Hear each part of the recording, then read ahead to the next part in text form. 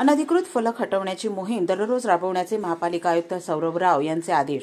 दंड वसुली आणि गुन्हा दाखल करणे याचा सहाय्यक आयुक्तांनी आढावा घ्यावा. ठाणे महापालिका क्षेत्रात अनधिकृत फलक, पोस्टर्स, बॅनर्स हटवण्याची मोहीम दररोज राबवण्याचे आदेश महापालिका आयुक्त सौरभ राव यांनी सर्व सहाय्यक आयुक्तांना दिले आहेत.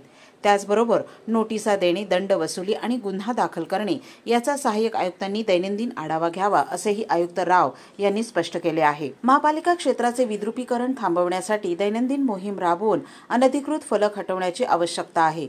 त्याबाबत माननीय उच्च न्यायालयाचे अतिशय काटेकोर आदेश आहेत. त्याचे पालन सगळ्यांनी करावे.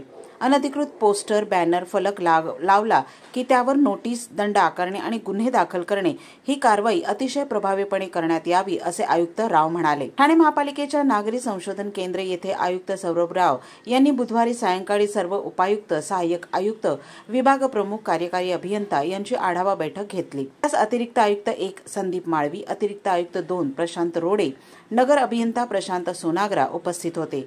उपायुक्त मुख्यालय जी गोदेपुरे यांनी यावेळी विविध विभागांकडील कामांचा आढावा घेणारे सादरीकरण केले. जानेवारी महिन्यात वृक्ष छाटणीचा पहिला टप्पा. दरवर्षी पावसाळ्याच्या आगमनापूर्वी केल्या जाणाऱ्या वृक्ष छाटणीबाबत तक्रारी येतात. त्यामुळे आयुक्त राव यांनी ही वृक्ष छाटणी 2 टप्प्यात करण्याचे निर्देश दिले होते.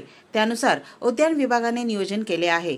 जानेवारी महिन्यापासून झाडांच्या वाढलेल्या आणि धोकादायक परिस्थितीतील फांद्या, धोकादायक वृक्ष यांची पाहणी करून त्यांच्या छाटणीचे काम हाती घेण्यात येणार आहे. हे काम वेळेत सुरू करण्याची सूचना आयुक्त राव यांनी बैठकीत दिली. शाडूच्या मूर्ती किफायतशीर दरात मिळाव्यात म्हणून प्रयत्न करावा. आणि महापालिका क्षेत्रात सन 2024च्या गणेशोत्सवात सुमारे 30% मूर्ती या शाडूच्या होत्या. हे प्रमाण पुढील वर्षी वाढवण्यासाठी पर्यावरण विभागाने 6 महिन्यांचा कालबद्ध कार्यक्रम हाती घ्यावा असे निर्देश आयुक्त राव यांनी दिले आहेत. सन 2025च्या गणेशोत्सवात ठाणेकरांचा शाडूच्या मूर्तीकडील कल वाढावा, यासाठी त्या मूर्ती किफायतशीर कशा होतील यासाठी प्रयत्न करावेत.